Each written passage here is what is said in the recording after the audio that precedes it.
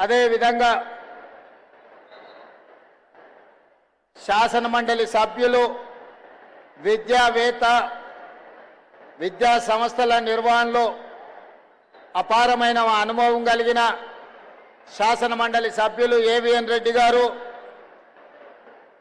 PL Visweswara Rao గారు, చారగొండ వెంకటేష్ గారు, జ్యోత్స్నా శివారెడ్డి గారు, అదేవిధంగా వివిధ కార్పొరేషన్లకు సంబంధించిన చైర్మన్లు, జిల్లా కలెక్టర్ గారు, విద్యాశాఖకు సంబంధించిన ఉన్నతాధికారులు, ఈనాటి కథానాయకులు రేపటి భవిష్యత్తుకు భరోసా ఇచ్చిన వేలాది మంది విద్యార్థులందరికీ మనస్ఫూర్తిగా శుభాకాంక్షలు.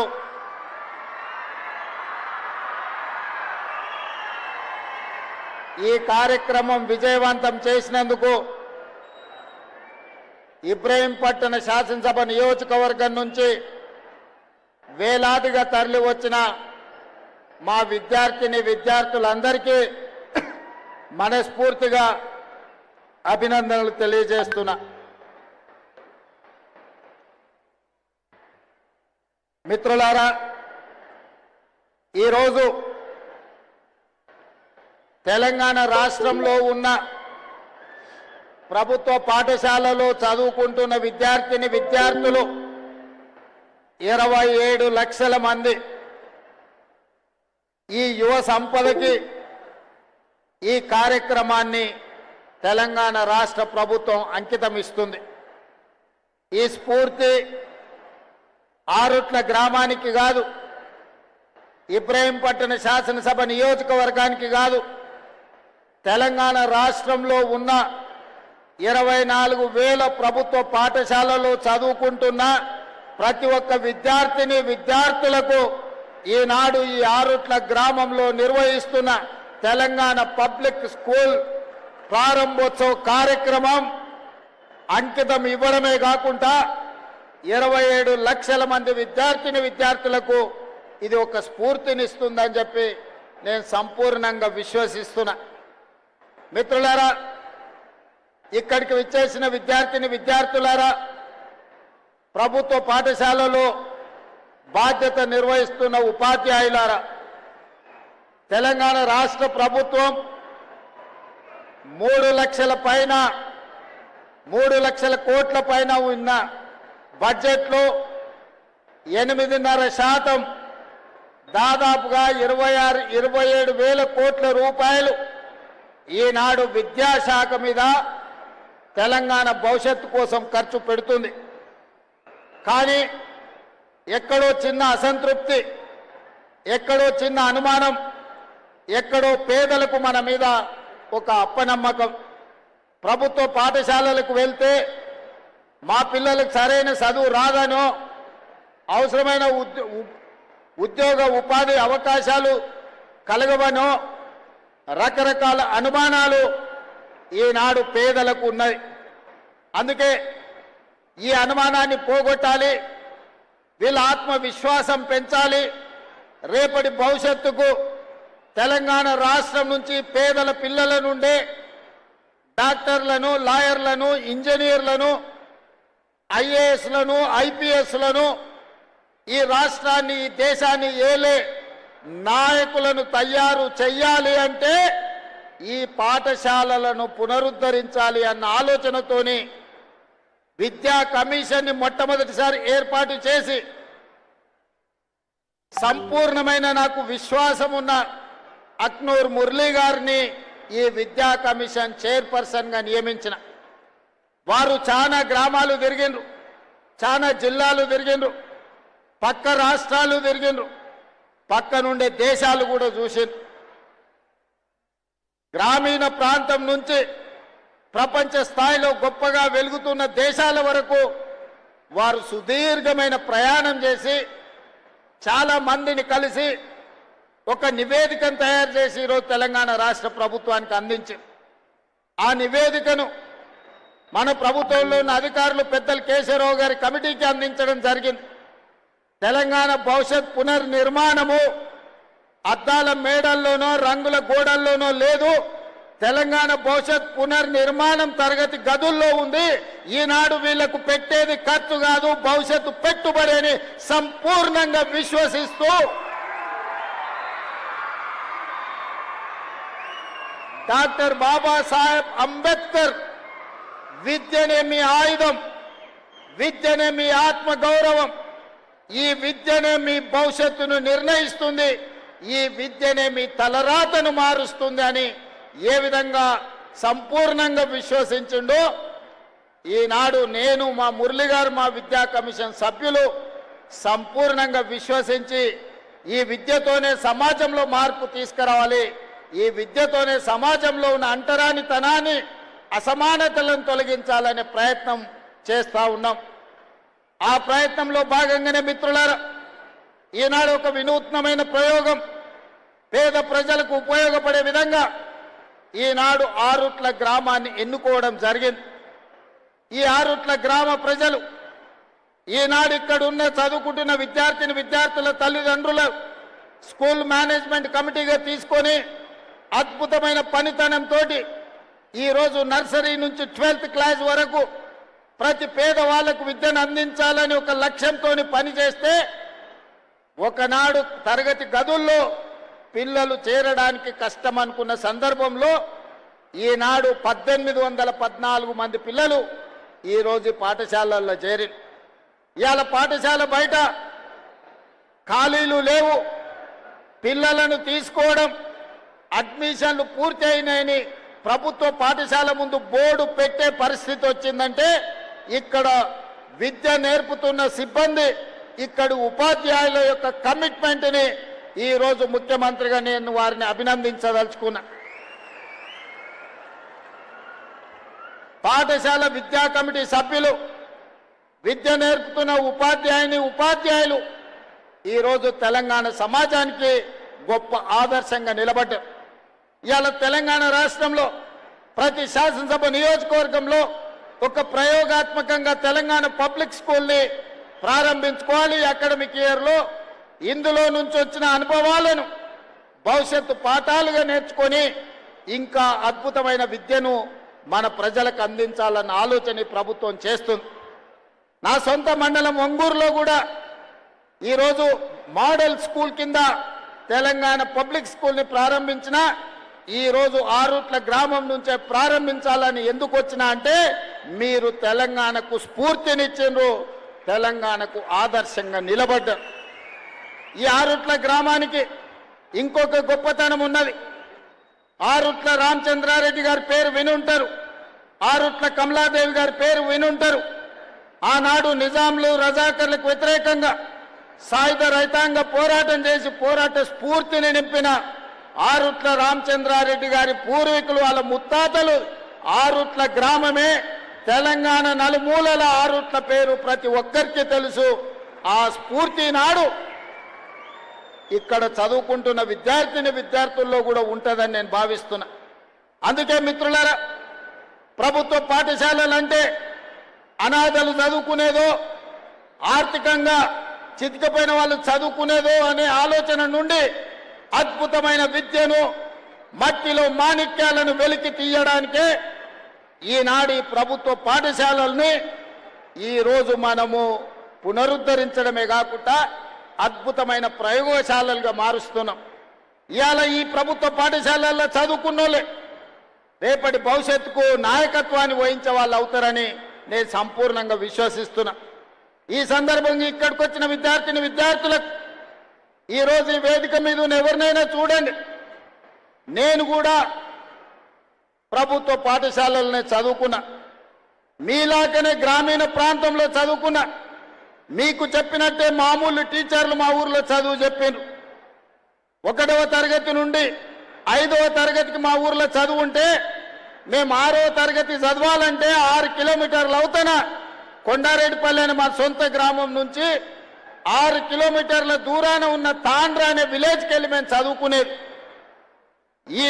ఆనాటికి మేము ఉదయము పాఠశాలకు నడుచుకుంటూ వెళ్ళి చదువుకొని సాయంత్రం మళ్ళీ 6 కిలోమీటర్లు నడుచుకుంటూ వచ్చేది. మా కుటుంబంలో ఆర్థికంగా ఉన్న విద్యా అవకాశాలు లేకపోవడం, సొంత గ్రామంలో 5వ తరగతి వరకు ఉండడం వల్ల 6వ తరగతి చదవాలంటే కూడా పక్క గ్రామానికి వెళ్ళి చదువుకునే పరిస్థితులు. అయినా చదువు వదలకుండా చదువుకున్నాం, పట్టభద్రులమైనాం. ఈనాడు తెలంగాణ రాష్ట్రానికి ముఖ్యమంత్రిగా అయినంటే ప్రభుత్వ పాఠశాలల్లో చదువుకున్న నేను 17 సంవత్సరాలు తిరగకంటే ముందే రాజకీయాలలో ముఖ్యమంత్రి స్థాయికి ఎదిగిన. ఈరోజు కేశవరావు గారు, లేకపోతే ఈ వేదిక మీద ఉన్న పెద్దలందరూ అక్నూరు మురళీ గారితో సహా మొదలు పెడితే డాక్టర్ మర్రి చెన్నారెడ్డి, జైపాల్ రెడ్డి గారిని, ఇలాంటి వాళ్ళను కూడా తీసుకుంటే ప్రభుత్వ పాఠశాలల్లో చదువుకొని వచ్చిన వాళ్ళు. ఈ దేశ ప్రధానమంత్రిగా పనిచేసిన పివి నరసింహారావు గారు కూడా ప్రభుత్వ పాఠశాలల్లోనే చదువుకున్నాడు. అందుకే విద్యార్థులారా, ప్రభుత్వ పాఠశాలల్లో చదువుకుంటే చిన్నతనం కాదు, ప్రభుత్వ పాఠశాలల్లో చదువుకుంటే ఐఏఎస్లు ఐపీఎస్లే కాదు, ఈ దేశానికి ప్రధానమంత్రి కావచ్చు, తెలంగాణ రాష్ట్రానికి ముఖ్యమంత్రి కావచ్చు అని మీ కళ్ళ ముందరనే ఉదాహరణలు ఉన్నాయి. మీరు చదువుకోండి. మన భవిష్యత్తును ఇంట్లో, భూములో, లేకపోతే ప్రభుత్వం అందించే సంక్షేమ పథకాలు మన భవిష్యత్తును మార్చవు. అవి బ్రతకడానికి మాత్రమే ఉపయోగపడతాయి. మన భవిష్యత్తులు మారాలి, మన తలరాతలు మారాలి, మన తల్లిదండ్రుల ఆత్మ గౌరవంతో తలెత్తుకొని మన గ్రామంలో, మన జిల్లాలో తిరగాలి అనంటే విద్యలో రాణించాలి. ఐఏఎస్లు ఐపీఎస్లు కావాలి, డాక్టర్లు, లాయర్లు, ఇంజనీర్లు కావాలి. ఈ దేశానికి నాయకత్వం అందించే నాయకులు కావాలి. అలా తయారైనప్పుడే మన ఊరికి, మన ప్రాంతానికి, మన రాష్ట్రానికి వన్నె వస్తుంది, పేరు వస్తుంది. అందుకే మిత్రులారా, ఎవరెన్ని మాట్లాడినా, ఎవరెన్ని విమర్శలు చేసినా, ఈనాడు విద్యాశాఖను ప్రక్షాళన చేసి విధ్వంసమైన విద్యా వ్యవస్థను వికాసం వైపు నడిపించాలి. కేజీ నుంచి పీజీ వరకు అద్భుతమైన విద్యను పేదలకు అందించాలి. విద్యనే కాదు, క్రీడలలో ప్రోత్సహించాలని ఈనాడు తెలంగాణ పబ్లిక్ స్కూల్లో నర్సరీ నుంచి 12th వరకు పెట్టుకున్నాం. ఇదే కాదు, ఈనాడు young India integrated residential schools ప్రభుత్వమే తెలిసో తెలియకనో ఎస్సీలను ఒక దగ్గర, ఎస్టీలను ఒక దగ్గర, బీసీలను ఒక దగ్గర, మైనారిటీలను ఒక దగ్గర, మిగతా వర్గాలను ఇంకొక దగ్గర హాస్టళ్లు పెట్టి చెప్పకనే కుల విభజన చేస్తున్నారు. మన మధ్యలో కులాల మధ్యన గోడలు కడుతున్నారు. నేను ఆలోచన చేసిన, కుల వ్యవస్థ నిర్మూలన జరగాలంటే ఈ అడ్డు గోడల్ని కూల్చాలని young India integrated residential schools ప్రారంభించి SC, ST, BC, minority, upper caste అందరినీ 500 మంది విద్యార్థులను, 2500 మంది విద్యార్థులను 25 ఎకరాలలో అద్భుతమైన ఇంటిగ్రేటెడ్ రెసిడెన్షియల్ స్కూల్స్ ని డిజైన్ చేసినాము. ఈ రోజు నిర్మాణ దశలో ఉన్నాయి, తొందరలోనే పూర్తయితాయి. ఇలా చదువు ఒక్కటే కాదు, స్కిల్స్ ఉండాలి. ఈనాడు ప్రపంచంలో వైట్ కాలర్ జాబ్లు ఏఐతో పోతున్నాయి. ఈ రోజు బ్లూ కాలర్ జాబ్లు సృష్టించాలి అని అంటే శిక్షణ నైపుణ్యం ఉండాలి, వృత్తి నైపుణ్యం ఉండాలి.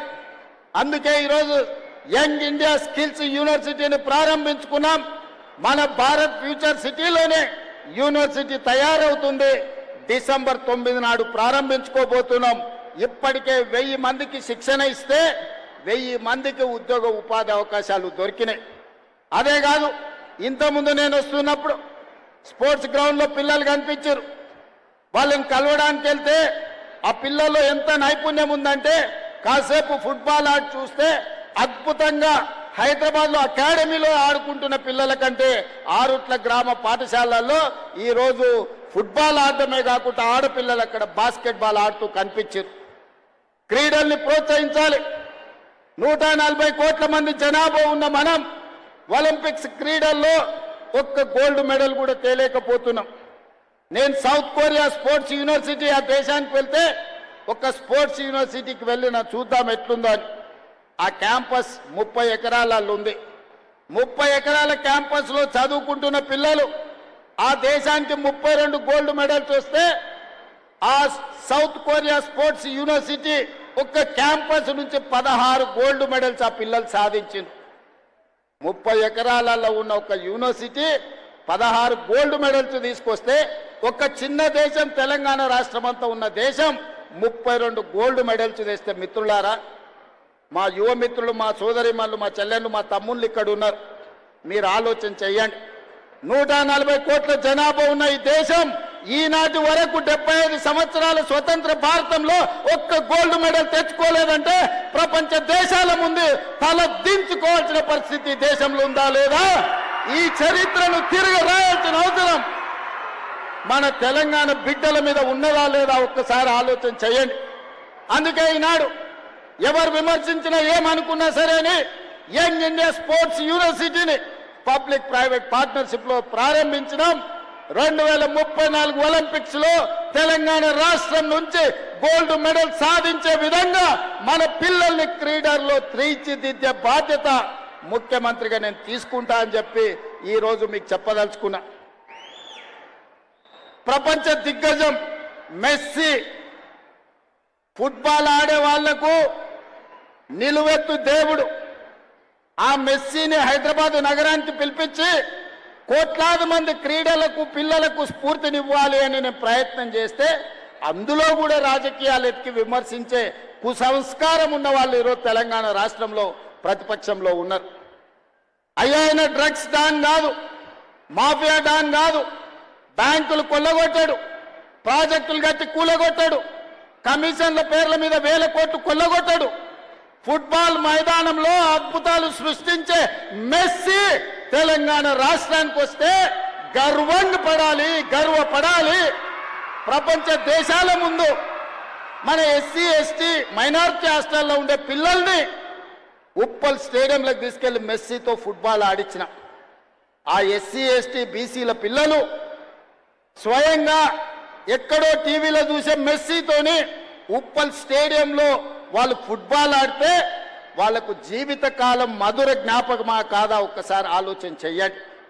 ఇవాళ క్రీడల్ని ప్రోత్సహించాలని ఒకవైపు నేను ప్రయత్నం చేస్తుంటే రాజకీయ స్వార్థంతో రేవంత్ రెడ్డి మెస్సీని వేస్తాడని కొంతమంది కడుపులో మసిమసి అయిపోతున్నారు. వాళ్ళు ఎంత కుళ్ళుకుంటే మనకంత మంచిది. ఆ కుళ్ళుతోనే ఇట్లాంటి కుతంత్రాలతోనే కృషించిపోయి ప్రతిపక్ష హోదా కూడా రాకుండా వాళ్ళు కొట్టుకపోతారని నేను సంపూర్ణంగా విశ్వసిస్తున్నా. అందుకే మిత్రులారా, ఈనాడు తెలంగాణ రాష్ట్రంలో ఆ రూట్లో ఒక రోల్ మోడల్గా ఉండాలి, ఆ రూట్లో ఒక స్ఫూర్తిగా ఉండాలి. ఆ రూట్ల పాఠశాల తెలంగాణ పునర్నిర్మాణంలో విధ్వంసమైన తెలంగాణ విద్యా విధానాన్ని వికాసం వైపు నడిపించాలంటే తెలంగాణకు ఆదర్శంగా ఆ రూట్ల గ్రామం ఉండాలి, ఇక్కడ పాఠశాల ఉండాలి.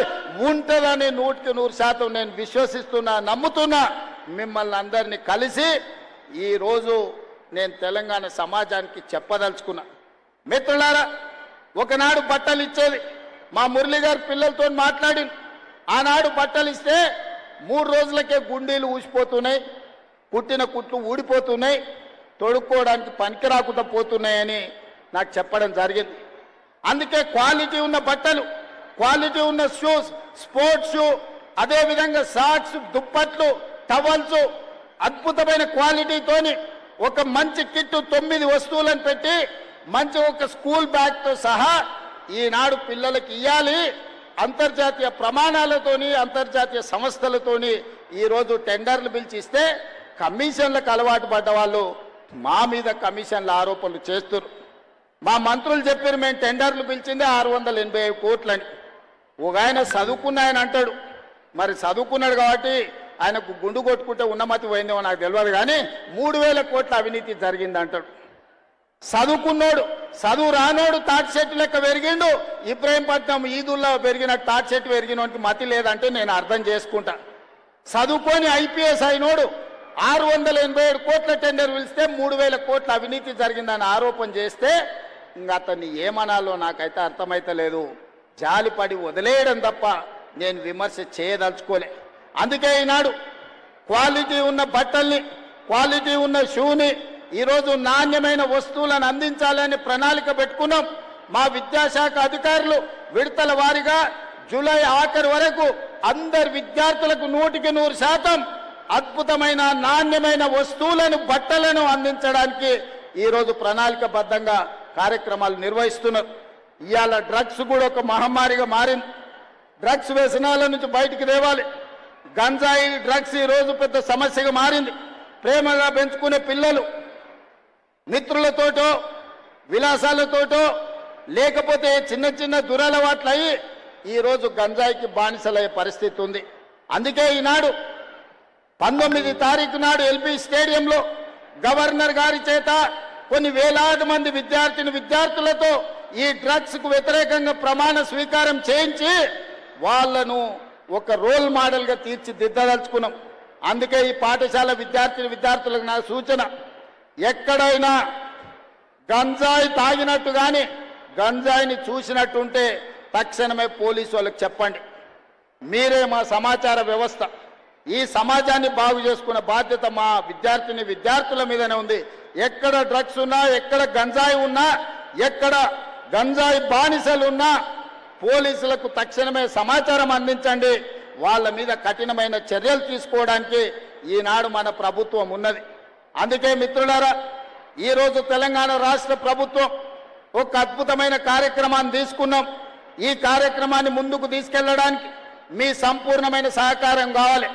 మీరు అండగా నిలబడితే అక్నూర్ మురళి గారు విద్యా కమిషన్తో పాటు రాష్ట్ర ప్రభుత్వం, మా ప్రభుత్వ అధికారులు అద్భుతాలను సృష్టించగలరు. తెలంగాణను దేశానికి రోల్ మోడల్గా తీర్చిదిద్దగలరు. అందుకే మీరు అండగా నిలబడండి. మేము చేసే ప్రయత్నాన్ని మీరు ఆశీర్వదించండి. ఎవరు వచ్చినా ఆరుట్ల గ్రామ పాఠశాలను చూపించండి. విమర్శకులను కూడా ఆహ్వానించండి. మా సర్పంచమ్మకు కూడా సూచన చేస్తున్నా, విమర్శించే వాళ్ళను మా సర్పంచమ్మ ఆహ్వానించి అందరికీ చూపించండి ఎంత అద్భుతంగా ఆరుట్ల పాఠశాల నిర్వహిస్తున్నారు. తెలంగాణ పబ్లిక్ స్కూల్ ఒక రోల్ మోడల్గా ఆరుట్ల ఎట్లా తెలంగాణ రాష్ట్రానికి నిలిచిందో మా ఎమ్మెల్యే గారు, మా సర్పంచ్ గారు ఎవరైతే విమర్శిస్తున్నారో విమర్శకులకు చూపించాల్సిందిగా నేను వారికి సూచన చేస్తున్నా. అందుకే మిత్రులారా, ఈనాడు ఈ పాఠశాలను ఆదర్శంగా తీసుకొని తెలంగాణ నలుమూలల ఈరోజు 27 లక్షల మంది డే స్కూల్లో కానీ రెసిడెన్షియల్ స్కూల్లో 27 లక్షల మంది విద్యార్థులు ఈరోజు చదువుకుంటున్నారు. వాళ్ళందరికీ నాణ్యమైన విద్యతో పాటు నాణ్యమైన స్కిల్స్ని అందించడంతో పాటు వాళ్లకు ఉపాధి అవకాశాలు కల్పించడానికి రాష్ట్ర ప్రభుత్వం సంపూర్ణంగా కృషి చేస్తుంది. ఇంత మంచి కార్యక్రమాన్ని ఏర్పాటు చేసి